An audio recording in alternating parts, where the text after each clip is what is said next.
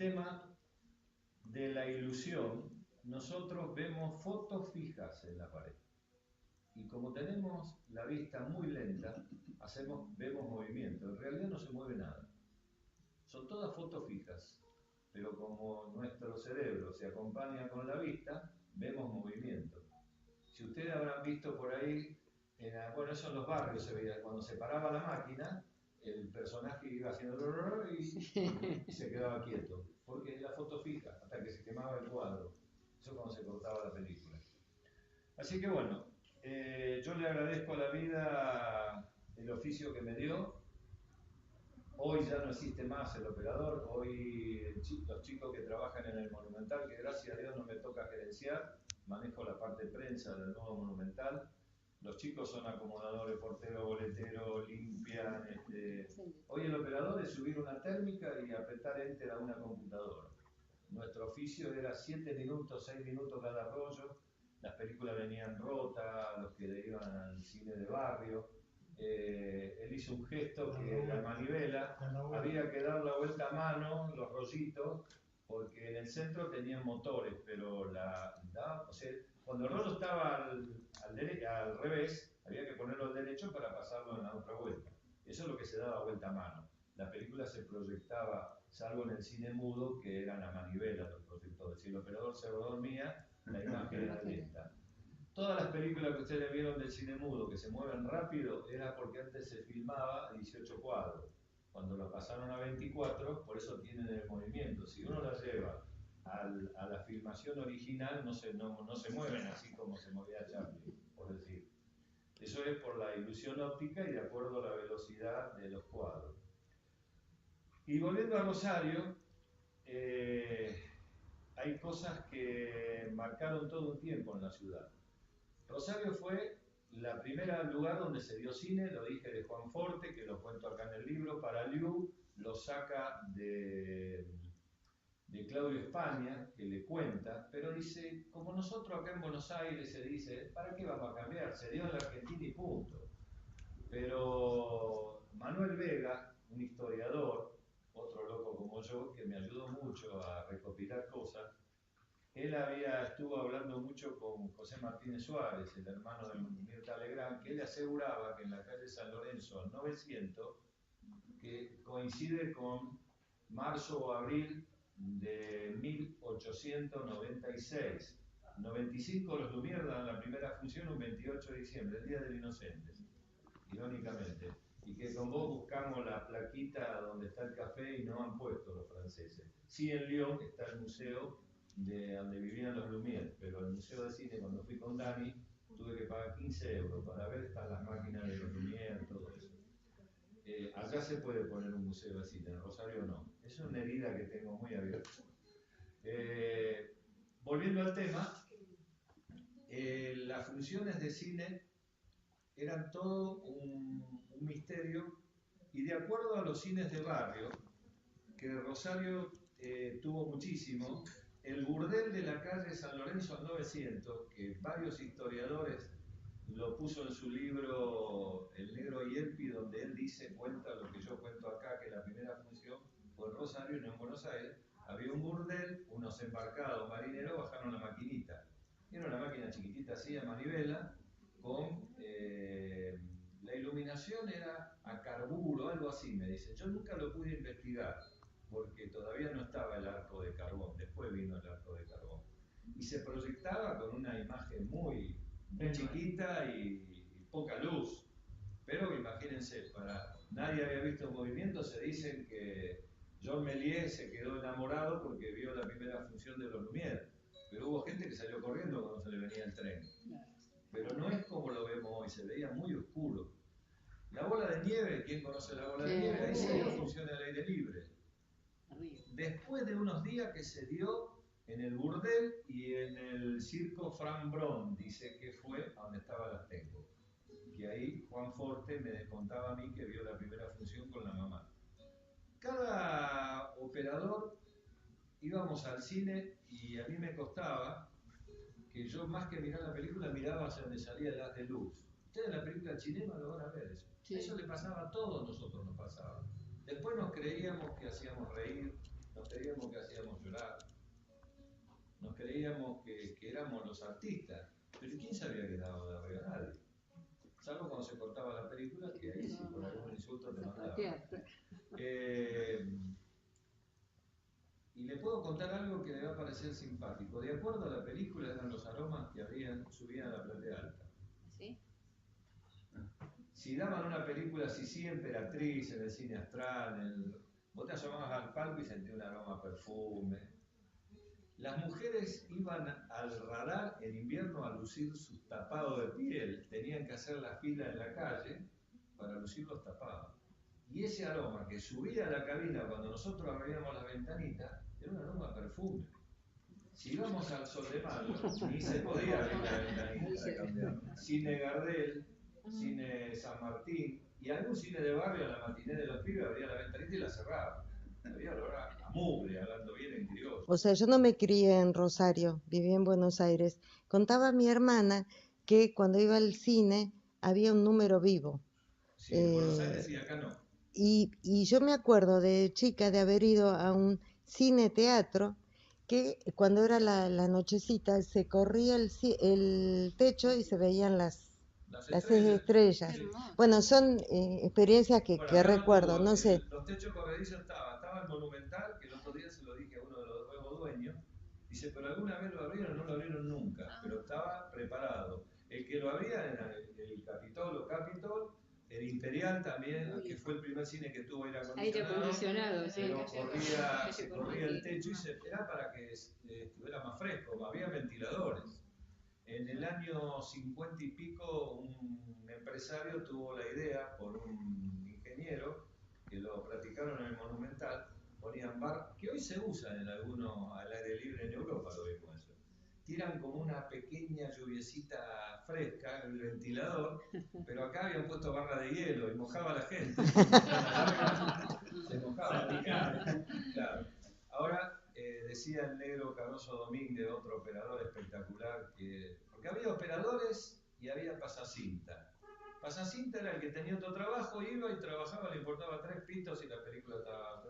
Y estábamos los que trabajábamos por la función de cine, ¿sí? Y en el show, nosotros éramos de pueblo, teníamos pasacinta y el señor tomaba. Así ¿de qué pueblo? Vos de los Quirquinchos. Los Quirquinchos. Por ahí veía, mataban al muchachito, una película de cabo, y al rato venía el caballo. Era terrible. Bueno, eso pasaba también en el cine. Pasaba todas las veces que iba. Los cines que él decía de 3 películas, sí. El dueño, nos pedían siempre los dueños, porque había que empezar a las 8 de la noche la función, terminaba a las 12, 2 y media, y te daban 3 películas, y cuando vos veías las latas, las películas término medio tenían 10, 12 rollos, y había de 14 y 16 rollos también. No le digo lo que el viento se llevó, porque bueno. ¿Qué pasa? Te decía, aligerame la primera película, que le decíamos la de complemento. Entonces teníamos que sacarle un par de rollos. ¿Qué pasa? Como eran películas de complemento, ya la habíamos visto. Y si yo te digo que hacíamos, los que teníamos ganas de trabajar, hacíamos una compaginación que no se daba cuenta nadie, salvo los que habían visto la película. Yo administré un cine de cura, el cine Ciudad de Rosario. Yo era operador, el padre Cantilo decide cerrarlo porque se perdía de la comisión de padres, metían la mano en la lata y me dice, un día sube a la cabina el cura y me dice, te cuento que voy a cerrar el cine ahora cuando llegue diciembre, cierro el cine. Uy, padre, yo esto es una changa. Yo trabajaba en esa época también en Canal 5, no adelante de una cámara, sino en la parte técnica. Y le digo, uy, padre, qué lástima, una picardía, está trabajando bien. Dice, te lo alquilo. Y ahí voy a la vida como empresario, con mi compañero operador, y busco un empresario, que era un Tomás Carballo, que era dueño del cine Venus, y del cine Luxor, perdón, Venus estaba en Arijón. Y tenía el cine al aire libre, el Social Pizza.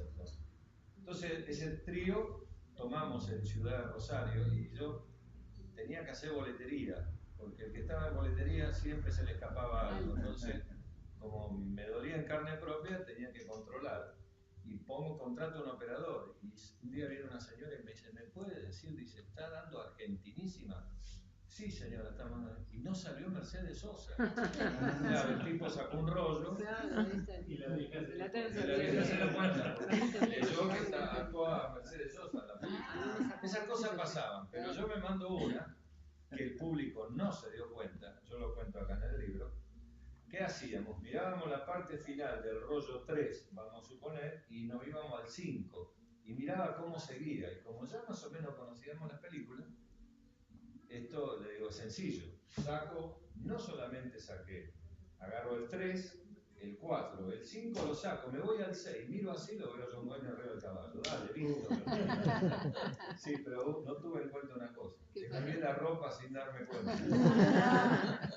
Claro, porque en una estaba vestido de una forma, en otro, pero nadie se dio cuenta. Más que las películas eran sencillas, simples. Dije que la época de esplendor fue en los 60. Rosario tenía la particularidad, para aquellos que vivíamos en el barrio, que cuando tus padres, tus tíos, si se ponía, yo tenía la suerte que se puso de novio una tía mía y venía con el novio y tenía 30 años mi tía, pero yo tenía que acompañarlo. Y a mí me llevaban al cine y era lo mismo que me regalaron una torta de chocolate ahora bien rellena de dulce de leche. Y te traían al centro y ya se cambiaba la ropa, ya cambiaba la vestimenta, la forma. Era toda una producción. Era toda una producción salir del barrio, yo era de Bellavista, salir a venir al centro. Ahora en el barrio, primero que los matiné a la tarde íbamos los chicos y nos quedábamos ahí. Yo tenía una desgracia, cada vez que iba al cine la ligaba después cuando llegaba a mi casa. Porque yo me quedaba después de la tarde hasta las 12 y cuarto que terminaba, como sabía que estaba en el cine me dejaba, pero después llegaba a mi casa, el Godoy y el Luján. El Luján que ya, si ibas a misa el cura te sellaba un bonito y vos entrabas gratis al cine. Pero hasta que pregunté que había arriba. San José no se llama así. Barrio Bellavista, es el Chesortu. Sí. El Chesortu tenía varios cines hermosos. El Rivadavia, el Chesortu, que todavía está en la cochera del supermercado. Así que bueno, volviendo un poco a la historia de los cines de barrio y los cines de centro. ¿Cuántas llegó a tener? Rosario, la época de esplendor fue en la década del 60. 60 cines, lo que hoy le diríamos 60 pantallas. Estaban todos los cines de barrio, inclusive con 3 cines al aire libre y los cines parroquiales. Claro. La iglesia de Luján tenía cine, el Claret, que era del aire libre, tenía cine. San José, ahí vamos nosotros, San José. El Boneo tenía cine, el Perpetuo Socorro tenía cine. Madre Cabrini. El Madre Cabrini después vino, ese fue el más nuevo, Claro. que tenía las mejores máquinas de Rosario. Las monjas habían comprado equipos cinemecánica de Italia, que todavía están instaladas. No tengo más lugar para ir a buscarla porque la monja pidió que le sacáramos los equipos. Tenía las máquinas muy buenas. Nosotros, comparado con Buenos Aires, siempre tuvimos una cinematografía en decadente por los empresarios que no querían gastar un mango, eran a llevarse. Rosario llegó a ser, después de Buenos Aires, la primera ciudad de cine. Hoy Córdoba nos pasó por arriba, tiene 15 o 20 pantallas más que nosotros. Y no hay que tener miedo a tener cine, porque yo quería, cuando luché muchísimo para que el Chairo fuera para la provincia, para la ciudad, cuando se vendió, peleamos mucho políticamente para que se expropiara. Muchos me decían, pero ¿por qué tenemos que pagar nosotros impuestos para mantener un cine? Cuando murió Eva Perón, tenían que parar a la hora que había muerto, tenían que parar y poner un poquito de música sacra, como se le llamaba en ese momento. Así es. Cuando vinieron los militares, que económicamente, y esto duele decirlo, lo dije en una radio y me insultaron cualquier cantidad. O sea, el trato que teníamos con el Inca, siendo empresario de cine, o sea, de la distribución y todo, estábamos mejor tratados con la tiranía que con la democracia. No así con este delincuente que era Tato, que censuraba las películas terriblemente. Eso era terrorífico. Pero hablo en cuanto al negocio en sí, era mucho más respetado. Hoy el Inca, yo le insultaba a Cristina, le insulto a Macri y insulté a los otros que estaban, porque ninguno le da la importancia. Ponen a los productores y los productores hacen su negocio, hacen la película y después que se jodan. No, tenemos que hacer películas que se vendan. Y perdónenme la palabra, el cine nacional, que el 80% muestra una teta o un culo para que la gente vaya al cine. Y la gente ya no come vidrio. La gente quiere producción. Y cuando van al cine y te dicen, deme la de Darín, porque se ha hecho una marca. Sí, Deme la de verdad. Darín, no dicen, No, es deme, lo pasa con Martínez también. Sí. Vengo a ver. Entonces la gente va a... Ahora, hay películas que estaba toda la semana y estás obligado a pasarla con 10 espectadores en 7 días. Vos decís, ¿para qué? Es la obligación. Entonces, ¿qué pasa? Los amiguistas están hoy también, ojo, siempre estuvieron los amigos de turno que invertían 10 millones de pesos, hacían una película por 2 millones y así les sale. Porque hacer una película cuesta muchísimo. Y lo sabrán los realizadores, no es fácil. Pero el tema es venderla, no es poner una ficha y ya está.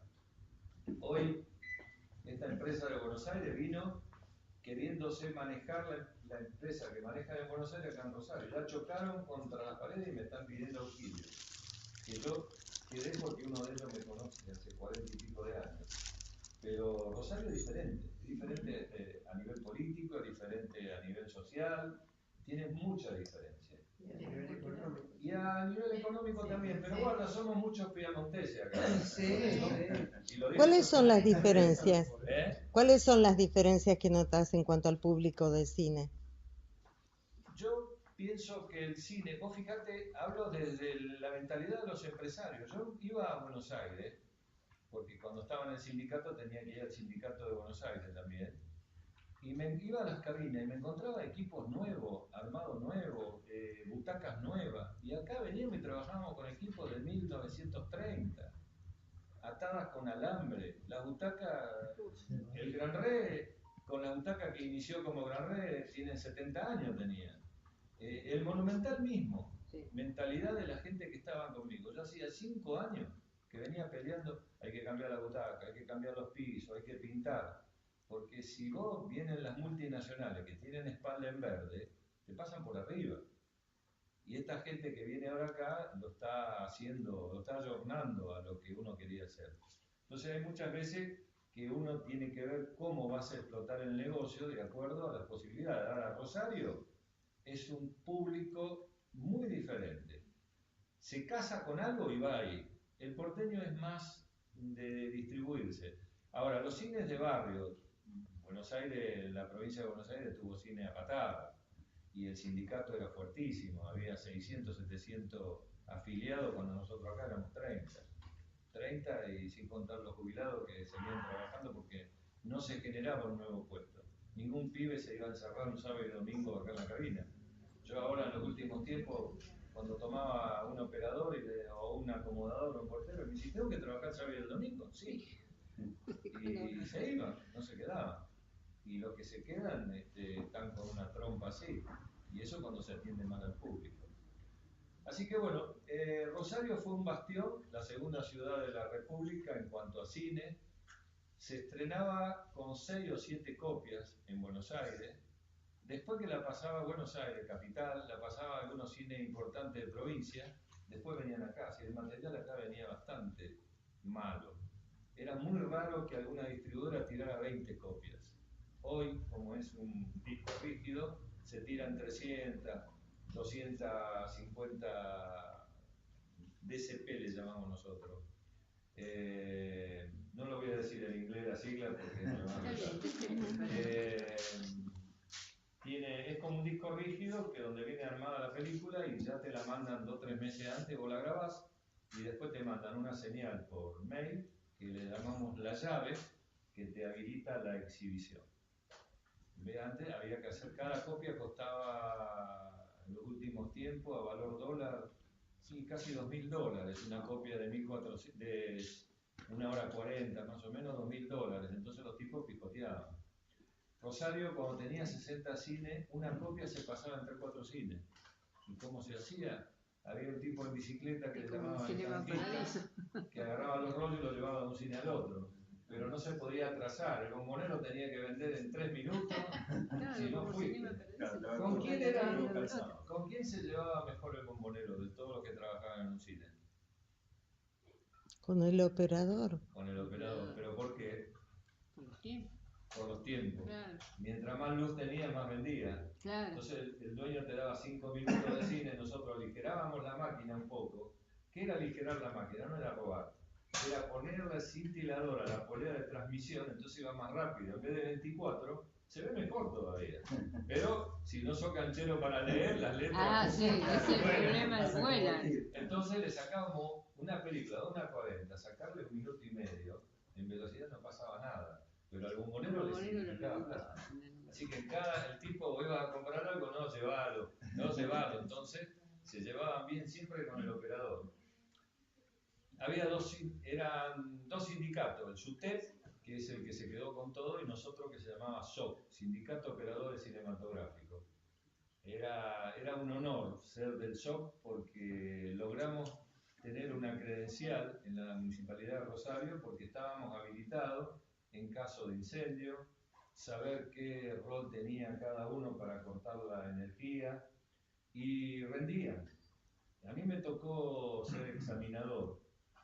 Yo no tenía paciencia para enseñar y al único tipo que le enseñé, le digo tipo que lo quiero muchísimo, Salvatore, el hijo hoy trabaja con nosotros como técnico de esta nueva tecnología toda digital. Él fue el único que me bancó la locura mía, pues yo lo levantaba en peso. No sirvo para enseñar. Ahora, para tomar examen sí, porque era, ¡pum!, riguroso. Pero ayudábamos, sabíamos quién necesitaba trabajar y le dábamos una mano, pero siempre y cuando lo preparábamos para que el tipo fuera buen operador. La distribuidora Rosario llegó a tener 15 distribuidoras de sellos importantes como Metro, Paramount, Fox, Warner. Hubo muchos sellos, 15, y ya en el 90 fueron desapareciendo. Hoy en Buenos Aires están las grandes empresas. Disney ha comprado 3 o 4 sellos importantes. Está la Fox, está ahora con 2 sellos más, pero en cualquier momento vuelan y se va a programar directamente con Estados Unidos. Salvo sello independiente que traen películas cada tanto. Acá no llega cine francés, no llega cine italiano, no llega cine en la India. Hacen más películas que en Hollywood. Así es, muchas más películas. Y acá no llega. Los otros días veía una de esas películas que están en YouTube y me puse a ver cabinas viejas de cine y aparece un cine de la India. Y habla el butaquero, habla en inglés, me la tenés que traducir, y explica lo que es el cine y están los operadores arriba y se ve que eso debe ser del año 2000 y están trabajando como trabajamos nosotros en los 80. ¿Y en China? Y China tiene, pero India es la máxima producción de cine. No, China debe tener. Acá en Villa Gobernador Verde había una empresa de pantalla que Bravda, vendía pantalla. Hugo Bravda, Claro, Francisco Bravda, eran primos hermanos. el mayor consumidor, comprador de pantalla de cine era la India. La India, sí. La India es que se mantuvieron en la época del 90 Y te digo más, con la India. eran 2 primos hermanos, uno fabricaba máquinas de cine. Sí, yo conocí a uno de ellos, no sé, conocí Vivió hasta los 98 años. Acá cuento una historia que él escribió, porque Hugo Bravda y Francisco Bravda fueron tipos de cinematografía local. Acá se llegaron a hacer máquinas hechas en Rosario. Copias de las inglesas, sí. Copias de las italianas, sí, pero las hacían acá. Acá había 3 talleres. Yo acá hablo de Tomás Carballo y de Abate, que fueron los últimos mohicanos en cuanto a mecánica. El fuerte que me hice de haberlo conocido a él, que como yo era pibito, aprendí todo lo que era mecánica, aprendí lo que era electrónica. Yo fui en el secundario, hice escuela industrial, así que la parte electrónica me encantó. Y si no seguí algo más que podía haber entrado para estudiar de ingeniería fue porque el amor por el cine. Yo jugué al fútbol y me enrolaron en el Sportivo de Álvarez. Y ahí, para ir a jugar un domingo a la mañana al fútbol, yo jugaba de fútbol. En esa época le decían fútbol, era el número 2. Y te daban un sándwich y una coca. Y yo en el cine hacía de acomodador y un turno de operador y llevaba un cuarto de sueldo de mi mamá que era portera, por fin de semana. Que mi mamá, lo cuento en el libro, el primer día que hice de acomodador todo el día, me llené los 2 bolsillos así de moneda, llego a mi casa, la vuelco arriba de la mesa, mi vieja mete toda una bolsa de la oreja a la iglesia de Luján a golpear, a decir al cura que yo había gustado las alcancías de la iglesia. Y el padre Carrara, que falleció, dice: señora, su hijo trabajó de acomodador en el cine, vaya tranquila. Bueno, ahí ese día, por estar todo el día, casi tenía la mitad del sueldo de ella. Los acomodadores nunca peleaban el sueldo. No, La propina era terrible. La propina que levantaba. ¿Lo conociste a Pajarito? A Pajarito, sí. Sí, artículos que escribí. Trabajó en el Capitol. Ellos tenían el boletero, cortaba las entradas y le daba. Cuando llegaba la gente sobre la hora, ¿tengo tiempo todavía? Sí, ¿no? Sí. Llegaba sobre la hora, sacaba, te tiraba 100 pesos, vamos a suponer, y era más lento darle el vuelto, porque algunos agarraban el vuelto y se iba, y le quedaba ponerle 10 pesos y no le iban a decir, se olvidó 10. Si pasaba, pasaba. Eso se iba juntando. Y se iba juntando. En vez del operador tenía que pelear su sueldo allá arriba. Cines emblemáticos, Rosario, la calle que más cine tuvo era esta calle San Martín. Arrancaba con el Tiro Suizo. Sí. Después venía el América, el Astoria, el Cine Ambassador, el Ideal acá en la iglesia, después se chocaba con el Belgrano, que se incendió, el Gran Rex, el Belgrano, el Monumental, el Capitol, el Heraldo y el San Martín. Ahí terminaba más o menos. Después... ¿Hubo alguna tragedia que se vinculara a algún cine? Un incendio, se incendió el Astral. El Astral se incendió. ¿Pero con víctimas? No. Hubo una historia que decía que al operador que el primer Astral se incendió también. La película era inflamable. Pero a mí en la capital salió que se había muerto el operador. Pero según los viejos operadores del cine mudo decían que era mentira, que no se había muerto nadie. Se desesperara y saliera toda junta que no podía salir, iba detrás y decía: se incendiaba la cabina, no iba a sacar la cabina. Se incendiaba el rollo. La película chilena se ve. Lo que pasa es que lo hacen más me parece que Tornatore ahí lo inventó un poco. Es como una pólvora el rollo. Yo tengo material inflamable que guardamos muy asesorado para poderlo mostrar. Las películas, las máquinas tenían un bombo que ahogaba un poco eso. Lo que pasa es que había que trabajar con los bombos cerrados. Y nosotros, para ver cómo se iba gastando el rollo, que era para ir a poner la otra máquina en marcha, lo abrían y ahí es donde por ahí había peligro. Pero había balde de arena, por eso te decía que estábamos capacitados para apagarlo si se incendiaba un rollo. A mí, un empresario me incendia una cabina en Álvarez, que le fuimos, como yo instalaba. ¿Un boicot? No. Estábamos ya a comer el asado, siempre íbamos a comer un asado y dice: espere, no se vayan, le voy a pasar un rollo donde juega Pedernera, qué sé yo. Y yo no me avivo, que en esa época era materia inflamable. Y este Salamín fue, lo cargó en la máquina porque sabía trabajar. Había muchos empresarios que sabían dar la película. Y lo larga y se vino abajo con nosotros y por ahí vemos que se corta la película y veo la llamarada del cuadrarizo. Tenía techo del confort. Al lado había una disquería. Al lado estaba la cabina donde estaba la disquería del club, digamos. Y estaban los discos, estaban todos, quedaron todos lados. Porque el fuego es un fuego que sube mucho, el calor, pero se apaga enseguida. Pero si agarra cartón, agarra cosas, se incendia todo. El Astral se dice, la última vez se dice que lo incendiaron a propósito.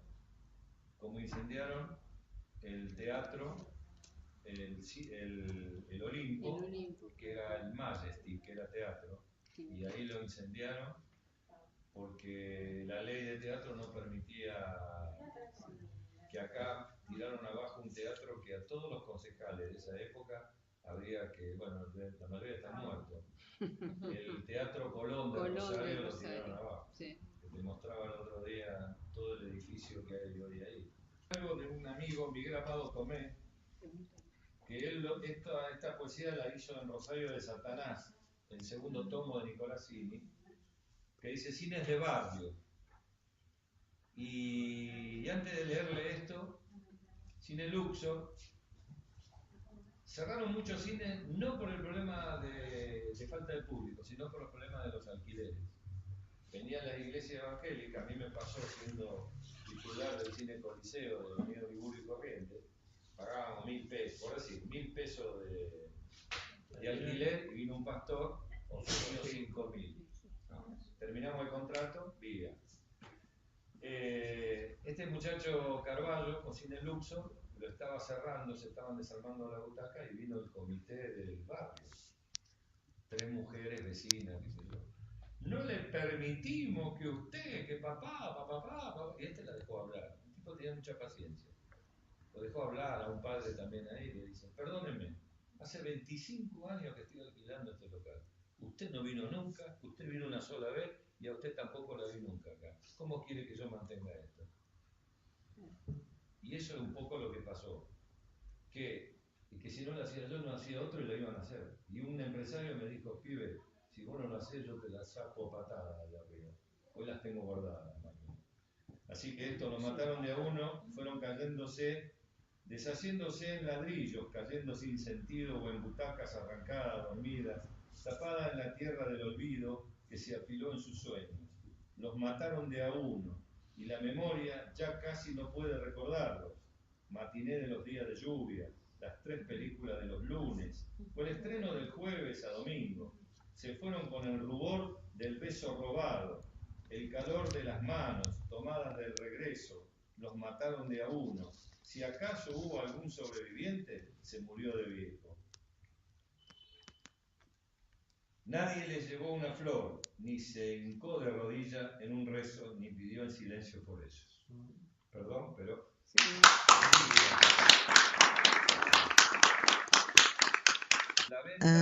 Daniel Greco, de su libro Proyectando Ilusiones, la historia de los cines de Rosario y su gente.